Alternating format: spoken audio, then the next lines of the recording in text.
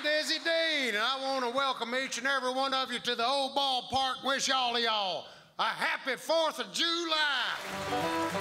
When the count is 3-2, and it all depends on you, and you hear the bleacher bums call your name. When the devil lets it fly and you lift it to the sky, you will know that you are playing heaven's game. About 100 years ago, you had your Casey at the bat, and he struck out. Then old Ty Cobb and them boys come along. Old Ty, he was mean as hell, y'all. Pardon my language, but he was, you know. And then Babe Ruth, them great Yankee teams in the 20s. Oh, Babe, he's a good friend of mine before he died. Me and him used to play a lot of golf together. And old Babe, he could powder that ball. In the 30s, you had the Gas House gang, them St. Louis Cardinals. In the 40s, you had the Yankees again, Joe DiMaggio, Yogi Berra, all them boys. Meanwhile, Satchel Paige, my buddy, and Josh Gibson, all them was playing in what they called the Negro Leagues until 1947. Jackie Robertson integrated the Brooklyn Club. Now everybody plays together. So our pappy would send me out hunting squirrels for supper. Because we was so poor, I had to hunt them squirrels with rocks. Yeah, that's how come I got to be such a good pitcher, chunking rocks at squirrels. You don't need shoes to get into heaven, get into heaven, get into heaven. You don't need shoes to get into heaven on Judgment Day. Sergeant Broad, he taught me how to pitch and not just throw. He gave me my nickname of Dizzy, too. Oh, here Sergeant Broad thought the world of me. Here's a letter he wrote to a famous sports writer. Dizzy Dean. Dizzy Dean was the laziest and most irresponsible soldier in the history of the U.S. Army and the biggest liar from here to the Rio Grande. In August of 1927, I was marching a platoon by the mess hall when I hear a racket. Wham! Wham! And here's Private J. Dean throwing potatoes that he just peeled at a garbage can lid from 60 feet, 6 inches away. Fastballs. I yelled at him, "You dizzy son of a bitch." And sure enough, from then on, that's all anybody ever called him. Dizzy. Right away, that scout, Don Curtis, gets on the phone to Branch Rickey, the general manager of the St. Louis Cardinals up there in St. Louis. He says, "Oh, Mr. Rickey, we got to sign this Dizzy Dean kid." I was born in Arkansas. A full-grown man had a horsehide ball in the palm of my hand. Flung that ball like a shiny pearl. That gum thing went around the world. You can call me Diz, you can call me Dean. I'm the best of his boys, best you ever seen. Yes, sir, y'all. Me and Pat got married about 2 weeks after we met. And ever since, I've done the pitching, and she's done the cooking. She's tied with $1. You lose one, she'll holler. There ain't much that she doesn't see. Now me and the boys, we might make some noise, but I know her eye is on me. She won't stand no foolery, not between her and me. She lays down the law, and buddy, that's that. Well, out on the road, back here at home, I'm staying true to my past. I mean, that Great Depression was on.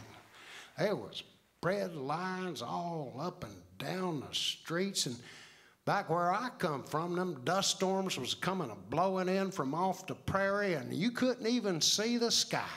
And when FDR throwed out the first ball in 1933, he says, "The great game of baseball has done more than anything to lift the spirits of the American people." Lord Roosevelt was right. And when old Diz was on the mound in Sportsman's Park in St. Louis, why people would come from all over that dust bowl to see old Diz get it on.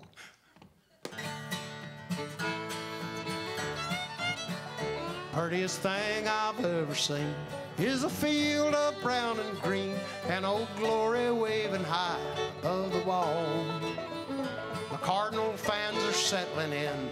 Heaven's game's about to begin when the ump behind the plate says, "Play ball!"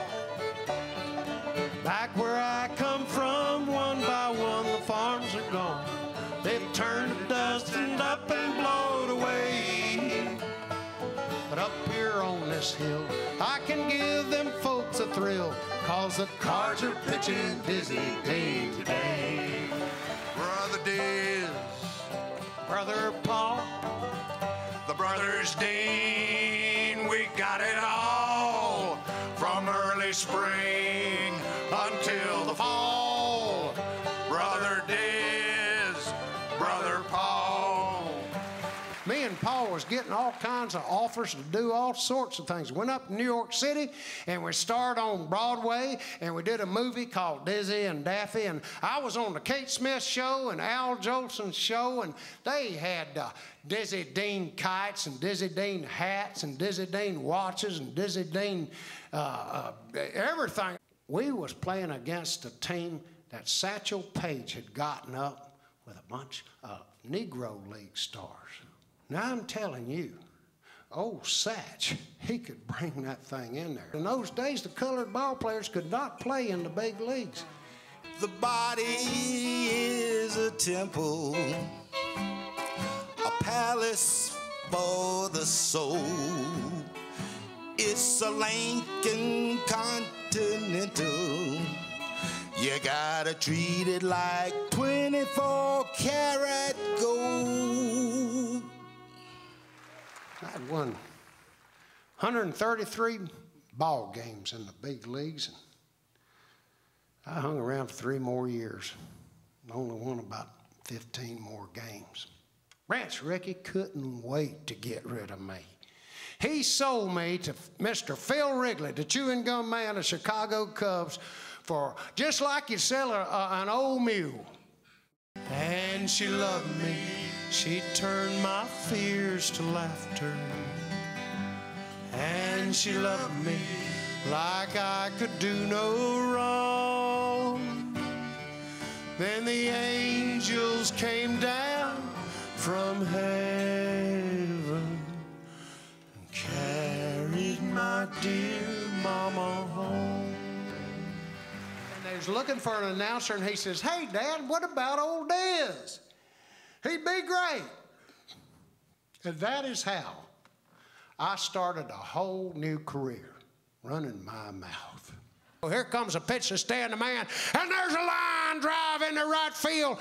Schubert's chasing down after it. Red has scored. Enos is coming around third. He said, "Here comes the throw. Here comes the throw from Schubert. It's going to be close." And Enos slides. Here comes the throw. Here's the tag, and he doesn't slide under it. It's 2-0 in favor of our Redbirds. Y'all stand the man's out there on second base. 2-0. I believe that calls for another cold Falstaff and maybe a big free T-bone steak down at Stan's restaurant. So that's all there was to it, y'all. And y'all, I'd sign off by saying, "Partners, don't fail to miss tomorrow's game." In 1953, the good Lord smiled on me. Well, I guess he liked the way I played the game. Feeling deep inside, heaven's gates had opened wide, and they put me in the Baseball Hall of Fame. Old Dizzy in the Baseball Hall of Fame.